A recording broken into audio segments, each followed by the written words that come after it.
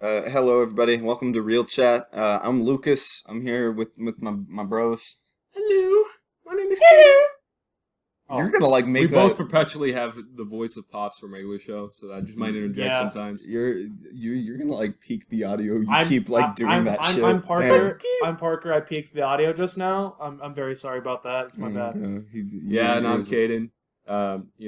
I sometimes go into Pops as well. So this is a podcast. We're calling it Real Chat. We've all kind of gotten into the movies in around the same time. We've grown up together, and we really like having conversations about them. And we are so egocentric that we believe other people will think that us talking about movies will entertain them. Well, I mean, they will. Like, yeah. it's not like we believe that's just gonna happen. It's true. We It's got true. Willie, you know. It's true. I mean, like we're hilarious. Come on. Laugh. Anyway, we picked out our first movie that we used to do a little over COVID when we were younger. We started a different thing. And we reviewed 3 Martin Scorsese films during that. And originally we were going to review Taxi Driver for Real Chat as our first episode, as a sort of homage to Oh wait, we our were. old. But we were. Okay. I remember the that's why plan. we picked Scorsese. I remember. Okay. And then I was like, "Hey, I haven't seen The Departed in a while." Well, now I just spoiled it. I haven't seen The Departed in a while. Let's watch It's a the natural way of bringing it up. Yeah, let's watch The Departed instead. I actually really enjoyed that one, but I I haven't mean, seen I've seen it a in million while. times, but like, I mean, me I don't ever too. mind rewatching it. I've No. seen it twice. Seen it twice. I've seen it 4 times, I believe. I can't Um, count. Like, I'm past counting. There's technically a 5th time, but it doesn't count. I was with my parents, who are very strict, and I was pretty young. I was in like middle school, I think. I remember this too. I remember him telling me about this at the time. And so we were like looking at Oscar movies to watch, because I was like a picky ass kid. And so we were like going through and looking at them, and they were like, "Oh my gosh, Matt Damon, Leonardo DiCaprio, Jack Nicholson, this What a cast is cast. stacked. This looks like." Yeah, and they were like, "Oh, it looks like it might be historical," and that was a little bit weird, but I think it was mostly the fact that all those guys were in it, and so they were like, "Okay," and so we rented it on iTunes, we put it on the TV, and then it was just fuck. Yeah, it's like a Quentin If Tarantino you've level ever of seen, dude, well, it's a Martin Scorsese Scorsese level, level. yeah. So we got to the part where Leo's hand gets like bashed in by Jack Nicholson. It's not like the biggest spoiler in the world, but we got to that part, and then my parents shut it off, and they were like, "Okay, no movie for tonight. We messed that one up, Dude. Your ears were not meant And to hear that." I remember at the time Lucas coming to me and he's like, "Oh golly gee whiz! I mean, there's this flick called The Departed, and well, by golly, they got a Oh few my of those God. F-bombs in it." What? I was like I remember you saying they said the F word too much in the movie. Mama and Papa shielded my ears from such a language. So anyway, that was my first experience with any Martin Scorsese movie, actually. Oh wow. Afterwards, I actually during that last podcast, whenever you guys suggested them, we watched The Irishman, we watched Goodfellas, and we watched Taxi Driver, and I absolutely fell in love with Martin Scorsese films. I don't know about you guys, but I'm a massive Scorsese fan. I am too. I liked him. When I suggested, was it me that suggested Taxi Driver? Yeah. Because I was a Scorsese fan kind of before that podcast, because I was like, he was the kind of one that brought it up. yeah, because my dad was very lenient on what I was allowed to watch.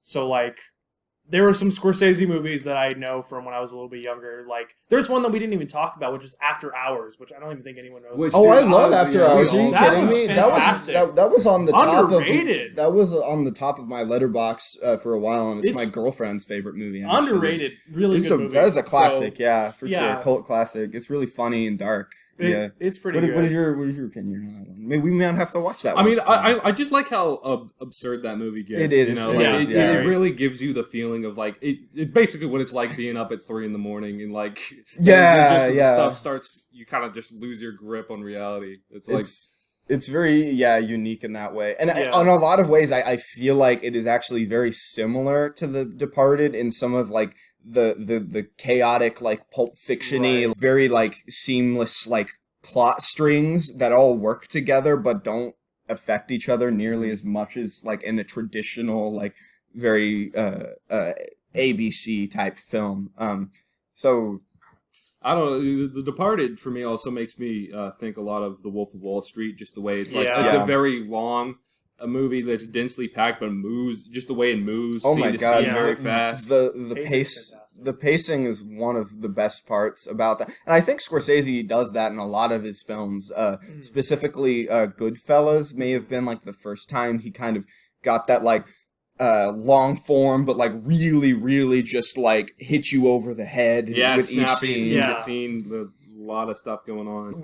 Especially in The Departed, I always notice that he completely cuts out any sort of like vibe, like how in a regular scene you would have, the camera kind of show the room that they're in and show Yeah. kind of like set the setting. But with The Departed, it seems like it's like, okay, none of that matters. We just want to hit the core of the characters. And so shot switches and it's hard cut to a talking head espousing what the scene is like going, and then it just keeps going and going, and then it's the next scene. And there's also just a lot of time passing throughout the movie. So It's true. It's true. Yeah, and you don't even know it. Like until they say it, like, "Oh yeah, it's been about a year." I'm like, "Wait, what? Hold up." Yeah. That's kind of a funny part of it, honest, in some ways. But I actually feel like it kind of feels natural. Yeah, In it works. some ways, it feels, especially with I feel like Leonardo DiCaprio's character as Billy Costigan actually works very well as like an almost clock for the film, because you can see his like mental health deteriorate before your eyes how as it long goes he's been on. yeah. recover. Yeah, and that's like a big, because Matt Damon is like pretty comfortable throughout the whole thing and doesn't change too much. No. He's living a comfortable life. He's got a house. He's got a nice job. Versus Leonardo DiCaprio, he's struggling the entire movie. He's like barely getting by. He's having to do all these terrible things for a good cause, but he's still having to live as a criminal basically. Yeah. And there's like two people that know he's not a criminal for most of the movie. And it's like, and then like Martin Sheen is gone, and that moment in the film is just so like shit hit the fan. Yeah, because that's kind of when it goes downhill. Because for Martin Sheen's everybody. character is the most like innocent, most like he's very clearly a good guy. Yeah. so Yes, he's a character you don't like to see get killed off. You got Uncle Ben. So one thing I wanted to mention is that these two, Lucas, took on the responsibility of watching the film that this is actually a remake of, Infernal Affairs. It's a Chinese film. I don't really remember any of the actors' names or the directors' names, but I watched it, and there are some like interesting differences. One thing that I found was like the parallel to Billy Costigan's character, the cop, undercover cop character. He actually, like, they had a very like formal, almost parental relationship with like what would have been Martin Sheen's character. He gets him like a watch for his birthday. And it's such a goofy part in the movie. He's like, what is this? Is there like a camera in it or something? And he's like, no, I like, it's your birth. I don't know, remember You're if a it was dumb like, fuck. You don't know how to spell. You don't know how to tell time, bro. yeah, no, it was like, I don't remember if it was his birthday or because he was undercover for so long, but he gave him this watch, and he, right as the scene's about to end, he goes, "I hate watches." What?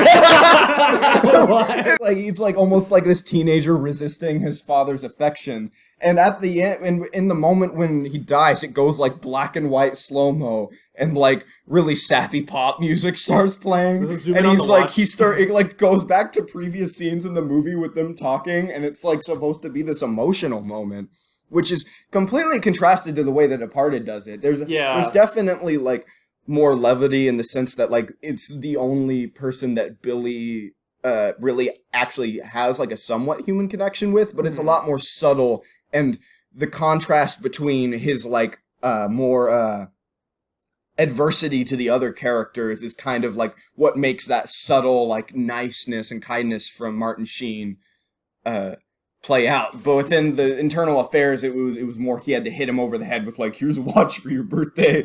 I hate watches. I hate watches. Imagine that was in The Departed, man. Dude, it was. See, I think there's a big difference in what audiences in different cultures, like Oh. different countries, expect from movies they see. You know? Right, right. Like something that seems like goofy to us here is probably just like a normal movie here. They probably see our. I mean, The I'm sure Chinese there's also just, hate watches. I'm sure there are plenty of Chinese people who hate watches. That's why you don't see watches in modern films that are made for Chinese audiences from like blockbusters in America. You know, I there's haven't not noticed that. there's not a watch Transformers watch. You know, Yeah. like there's not a watch that turns into a transformer. There's not an MCU movie where they go, look at the watch. Wait, actually, there is one. Doctor Strange. Never mind. God damn it! Never mind. Fucking fuck that up. I fucked up your whole argument. Man, there's We no. can cut that out. We can. They We should. can They should. gaslight They the should audience. do. They should. They're never. We're not going to see a Ben 10 remake anytime soon. But yeah, poor Parker. Martin Sheen's character is definitely like he seems like someone you can actually trust, which is hard to come by. Yes, like in this yes. movie, you know. Oh, he yeah. has, And, he has like, this yeah. wide-eyed innocence almost. Yeah, and he's like, you know, he's really nice. He invites him into his house. He's like, have some supper. You Have know? some Like, supper. he seems He's a like, nice he's old like, man. he's like, no, and then he's like, no, come on, we'll talk in the kitchen, eat your supper. Yeah. Eat your goddamn supper, Billy. It was like, damn, like Billy's that skinny, damn. So another thing that I thought was interesting that Infernal Affairs did was that they set up the CD player at the end. If you've seen The Departed, you remember that the CD that is played that has a recording of Matt Damon's character being like, oh, I'm a bad guy. Basically, it's not really a confession, but it's him talking with what's his name again? Jack Nicholson Yeah. is so iconic that I forget the You think name. it's just Jack Nicholson. No. I want to say the name. What you remember it? What it is? It's Costello. Costello. Yeah. Yeah. It's Costello, and so he's talking with Costello on the tape. The interesting thing that Infernal Affairs does is that it shows the undercover cop actually like helps sell stereos at a stereo store, and he sells one to what would be Matt Damon's character at the beginning of the movie, and then that same stereo they play the thing, and so they set it up. See, well, Interestingly it's like enough- foreshadowing, like in unimportant details. It is, But it's yeah. like- I like that I kind could of see- stuff. But Yeah. I could see that working. At the same time, though, I think this movie does it pretty solidly with the envelope. You know, Yeah. writing they do the citizens envelope on them. too. They do that on Okay. They do the Okay. envelope too, yeah, and the misspelling thing as well.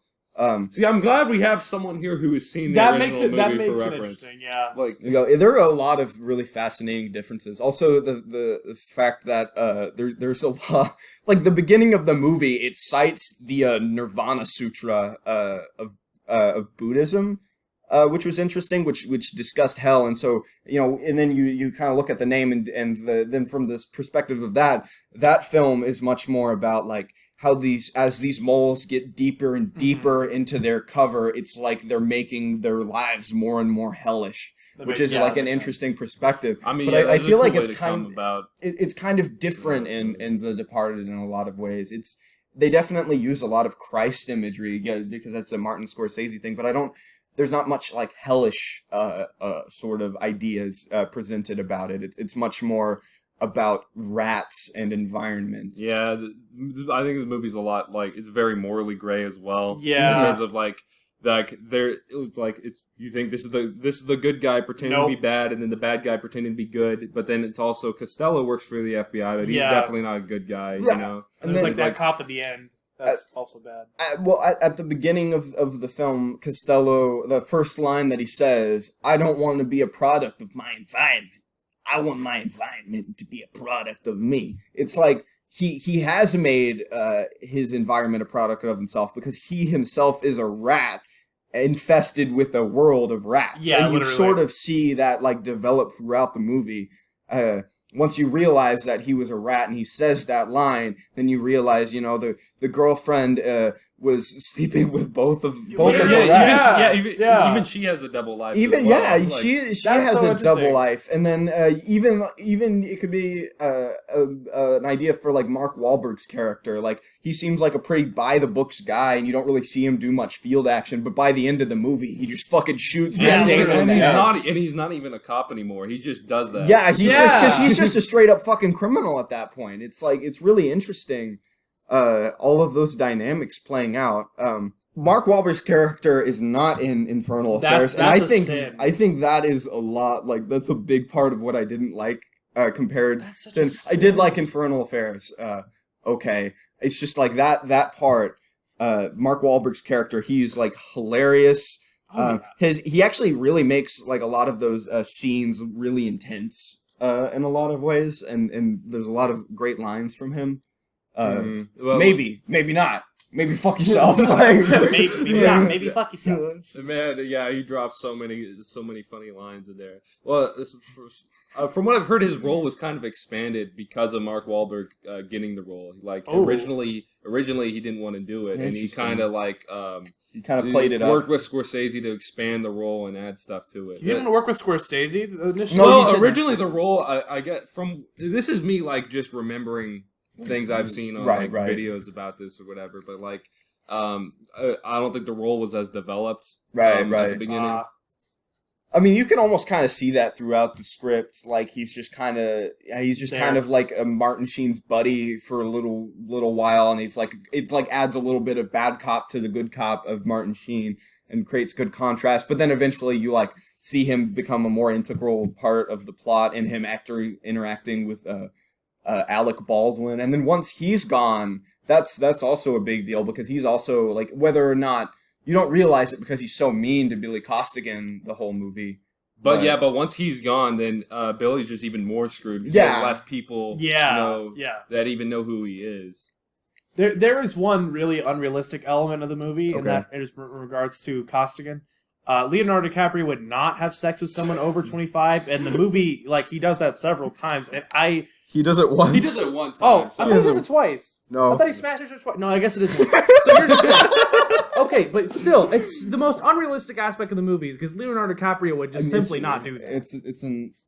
That's why it was an Oscar-winning performance, Parker. Because he was acting his ass off, dude. Really like method acting right there. He had the method act getting the boner just for that scene. Unironically, I do think this is my favorite Leonardo DiCaprio performance. Mine too. I know for sure, like that he has like lots of great performances. Yeah, there's so many to choose from. But I honest to God think that like the absolute like turmoil that he's faced with. Yeah, he really sells his character in this movie. Man, he's the only one that I think about and I remember the name really well, and I don't just call him Leonardo DiCaprio. I'm really bad about with Matt Damon's character. I don't remember shit. Like I don't remember his fucking name at all. I just remember him as right? Colin. Yeah. Colin. This one Sullivan. I know like Colin Sullivan. Yeah, and then. I really do like Jack Nicholson's performance. It is definitely a highlight, but for whatever reason, Jack Nicholson just feels more iconic than Leo to me, and so I just think of him as Jack Nicholson. Yeah, no, I do too. You know what I mean? Too. Just because he's Jack Nicholson in the movie, I don't know, and he plays so many characters named Jack or a variation of Jack, like Jake. He's doing the Jack Nicholson thing, but it works. He is.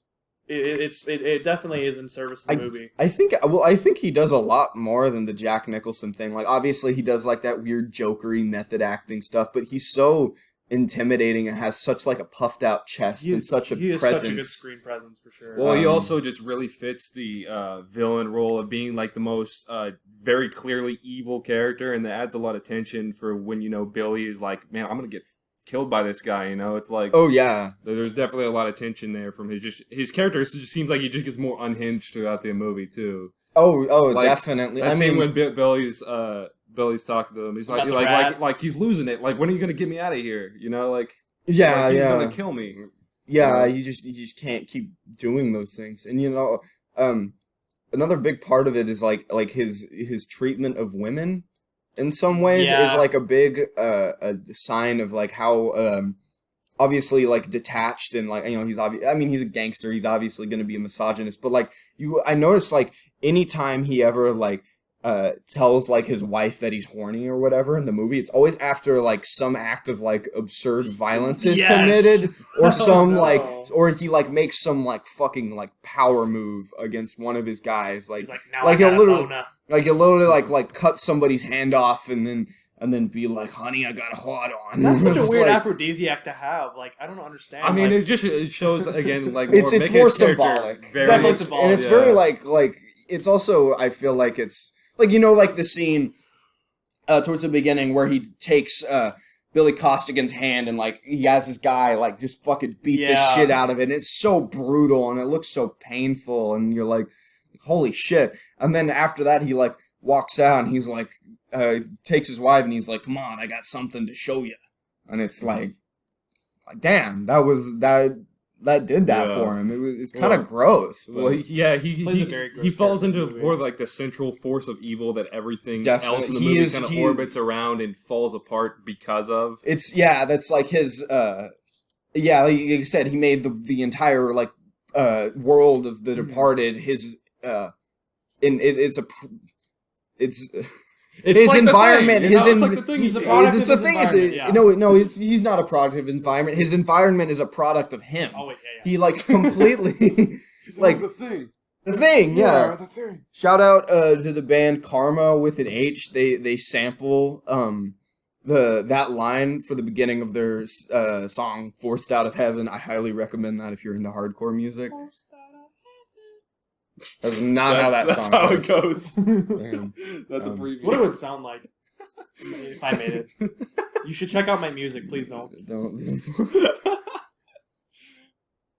Damn it. Okay, back on track. Let's see, what are some other interesting things with Infernal Affairs? I'm trying to dig through my head. Nothing, because it sucks. Shut the fuck up. Yeah, no, I mean, it is interesting to see what's done differently, though. Yeah. Yeah, another thing is that Sullivan, they blame him initially for, when so like I'm just gonna use the Departed characters as an example because I don't remember the characters in that one. So imagine if after Martin Sheen's character died, the entire like police force was super pissed at Sullivan.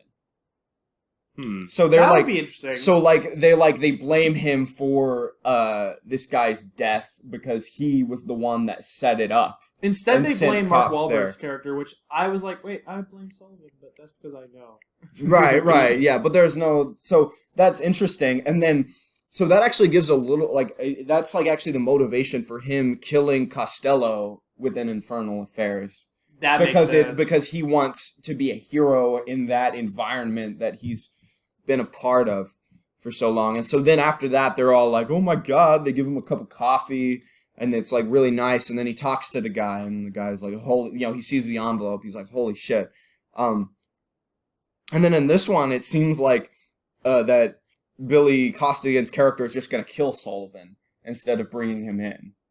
There's like kind of a moment where he's like about to shoot him, but he doesn't, obviously. And for whatever reason, the cop lives. Like Sullivan, yeah. Well, I guess Sullivan lives in The Departed. But then he gets killed. Oh, he does get killed by Mark Wahlberg. Yeah. End. This one basically ends with like Billy Costigan's murder.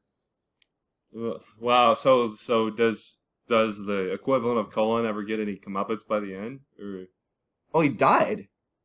Oh, he fucking died. Yeah. No, I'm not like in Infernal Affairs. Yeah, he dies. He dies in Infernal Affairs. And so how do they make sequels? It was a prequel, and I don't know if they actually. I don't know what the third one is supposed to be. Yeah, I'm really interested to know too what what the story is of the other movies. I'll watch them and report back to you. The beginning of Infernal Affairs, it's like they tell like the whole story in like kind of a montage. Like, okay, you're going undercover, and then they're like, okay, you're going undercover, and then it's like a 10-year time skip or 3 years or whatever it was, and then they begin the movie at the microchip scene, basically, except it's a cocaine deal. Okay. Is the difference in that part. And so that's where the movie begins. And so it's a lot more action-packed, like go, go, go, go, go. There's not that first act with a lot of like setting up of Billy Costigan's character, which I think that setup is integral to like what makes The Departed so the characters are really Yeah. like one of the best things about the movie. Yeah, they especially, definitely Billy and Colin are both like very opposite forces, so it's really interesting to see the differences between them. Yeah, I really like when I think back to the movie. I think like especially in the beginning, like the cranberry juice scene is a big one. His fuckhead cousin or whatever it was. That's a really interesting part. I mean, a lot of that's like characterization is very much lost in Infernal Affairs, and I'm wondering Yeah. if the prequel kind of goes into that, and if maybe Scorsese like adapted parts of the prequel to make the movie. From again, this is from like the bit of history of the movie that I know that I remember. I don't think so. I'm pretty sure the screenplay was just based on Infernal Affairs. Okay, and they hadn't okay. looked at any of that till after already making the movie. Okay. Until any of the Okay. other movies. I could see So that. I'm guessing. I don't know if this is true or not. I'm guessing it's probably completely different Okay. from this version. Probably an interesting watch though. Are there any like for this is a question for both of you. Are there any like standout scenes that you think really like define the film as a whole? One of my favorites is like Billy's breakdown in the psychiatrist's office. That Definitely. was a really good scene because that at that point shows you what his character was going through. It kind of highlights the theme of his character, what's going on. I thought that was pretty good. And then another like moment that also makes the movie is when Queenan dies, which is Martin Sheen's character. When that character dies, that's a moment when you go, nothing is gonna be good ever again in this universe. Because It's gonna get that's fucking Uncle worse. Ben and your favorite Spider-Man. Well, not just that though. Queenan was a good character, and once he dies, everything everything's gonna go to shit. That's true. That's Yeah. It's a moment where you go, yeah, literally everybody's fucked. true. Yeah, it's a really. Yeah. I wanted to say about the psychiatrist scene. There's like a lot of implication in what Because of the implication, yeah. So Martin Sheen at the beginning mentions like to Billy Costigan at the beginning of the movie, he's like, okay, do you want to be a cop or do you want to appear to be a cop? A lot of these guys want to appear to be cops.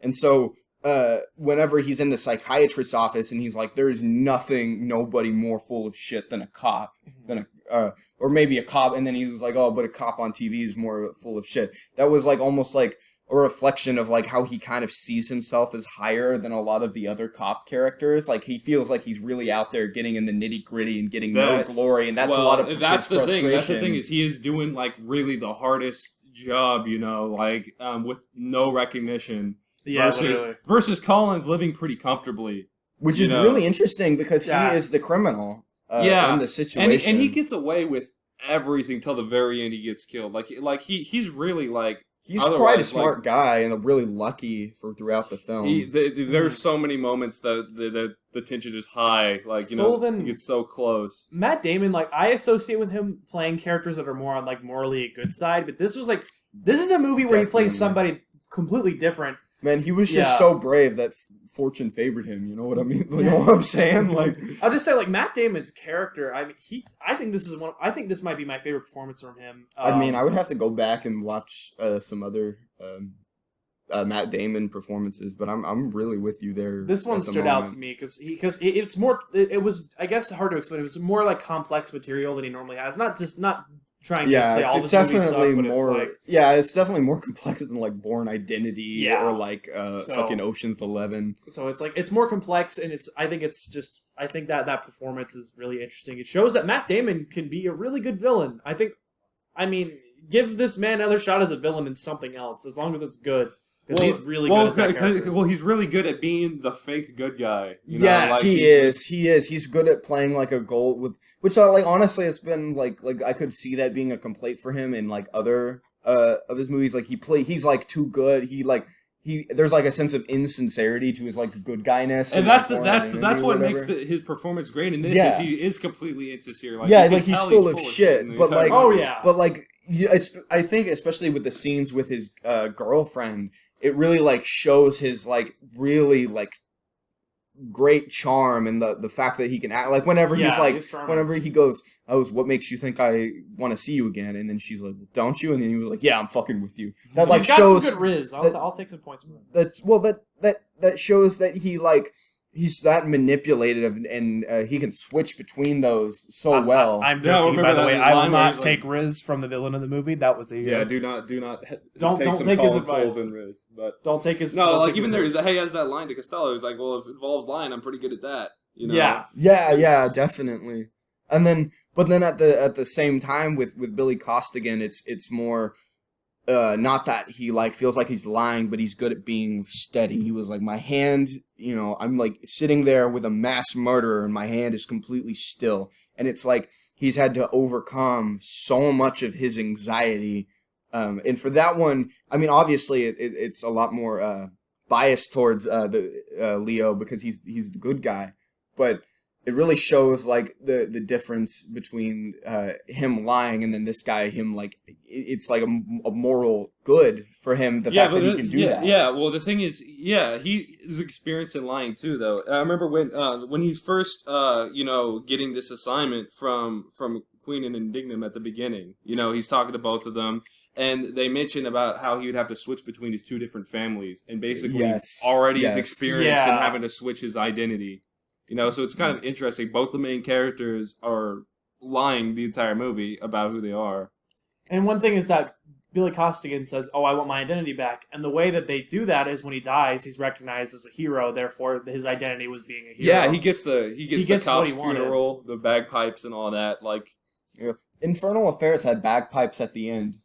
For whatever reason, I was very confused at that because I thought that was like a very like Boston type thing.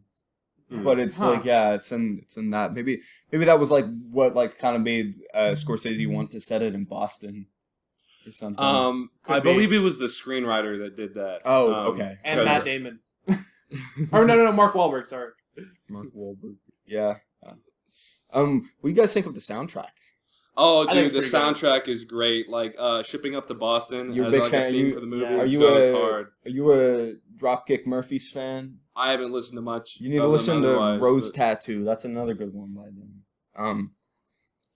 Dude, there's not really the bagpipe scene. Okay, I'm not gonna lie. The bagpipe song that they play at Billy's funeral gets stuck in my head sometimes. Like that goes hard. Yeah. If we're talking about soundtrack, hard. Yeah. I don't know if I can give this movie credit for that because I'm guessing that's like a generic thing they would play. But I mean, it might be here. I'm gonna Google something real quick. I'll go back. They also play Badfinger's Baby Blue in this movie. Yeah. Kid named Badfinger. Which I just know from Breaking Bad, and I love that song because of that. Wait, from Breaking Bad? Yeah, that's the song they played at spoilers for Breaking Bad, at Walter's death scene at the end of season 5. That song. Oh, yeah, from Kid Named Badfinger. Kid named. Okay, never mind. I thought that the song that they play on the bagpipes might be called "The Departed" or something like that. But, that would make sense, actually. Yeah, but it might just be like because people die in the movie. That's one thing that I maybe if I dig through it, I would figure it out. But I feel like the actual name of the movie and like that like kind of death thing, I feel like mortality doesn't feel like a super big part of it compared to especially to like some of the other people die. Like, all but like it's a quote from like in all the Faithful Departed, right. And they say it a lot. There's a few times they say Departed. Like I actually noticed it. Yeah. I looked out for it. I was like, how many times did they say Departed? And they actually say it a few times. More than. Yeah, I know it's like it just feels like more of a motif than a theme, which I'm not sure if that's what they were going for, but like I don't know, it seems like it would be more integral to the message of the movie if it was like what they named it, you know what I mean? Understandable, but yeah, I mean it's not like it's like a nitpick, thematic nitpick or whatever. I chalk it up to more as like I think there's something I'm missing versus some of the movies. Yeah, missing. that's true. That could definitely be part of it. I don't know. Maybe there's like some like big like theological explanation for Martin Scorsese. It's a part of certain Catholic things as well as all the Faithful Departed. It's part of I'm not sure what I would say is a prayer or something like that. It's a line taken from something. Right.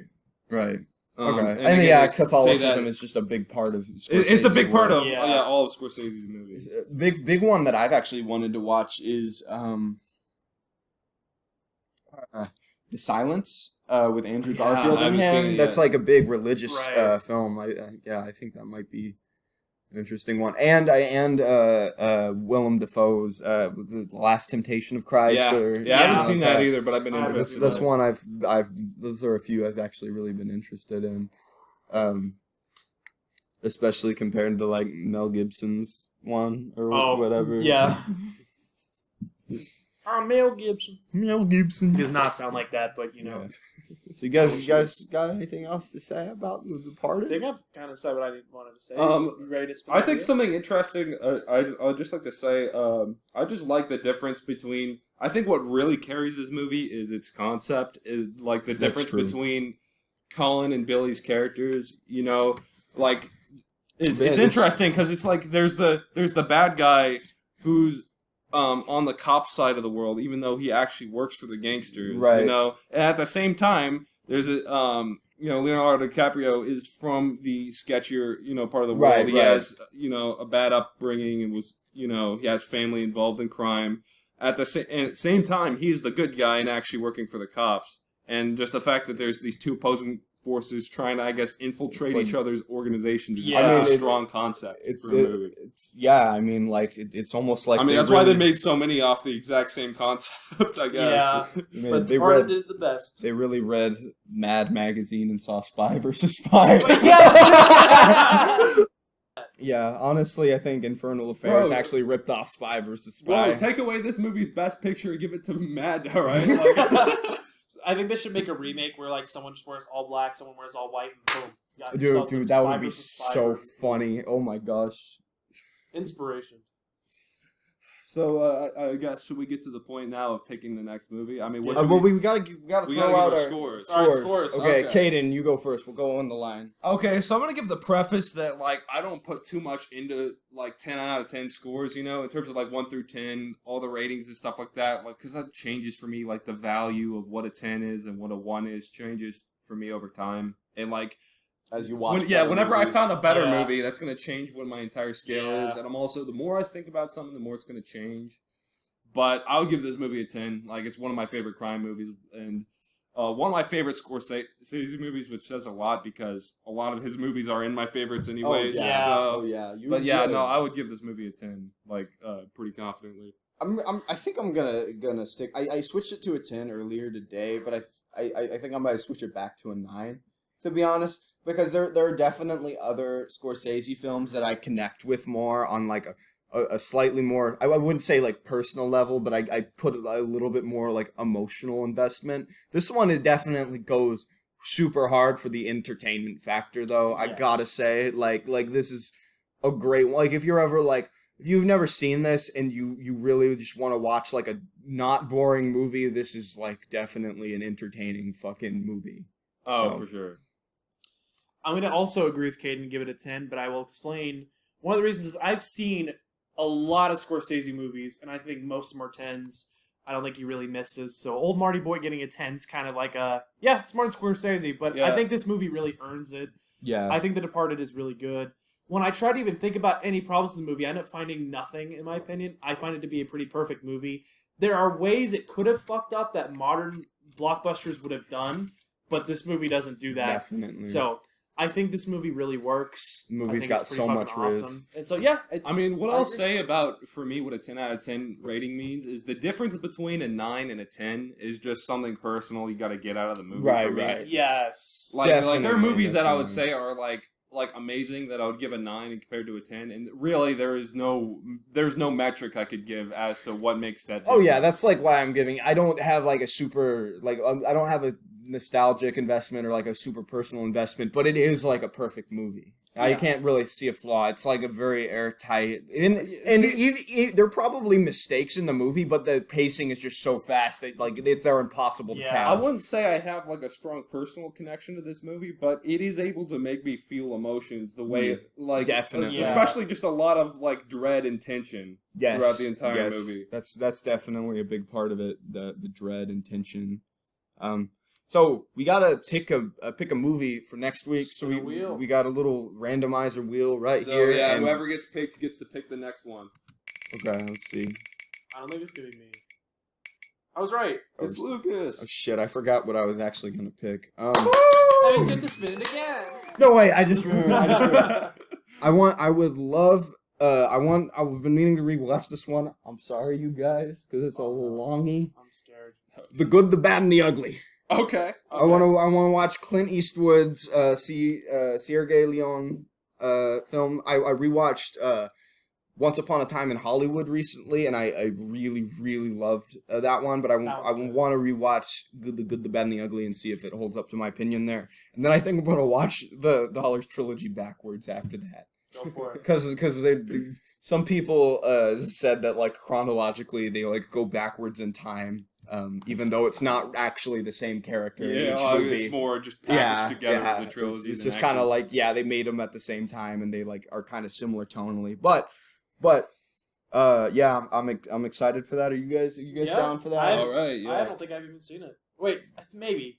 Go ahead and watch Good, the Bad, and the Ugly, and we'll see you guys in a couple of weeks. Thanks for watching. Catch you later. Thank you. I don't want to be a product of my environment. I want my environment to be a product of me.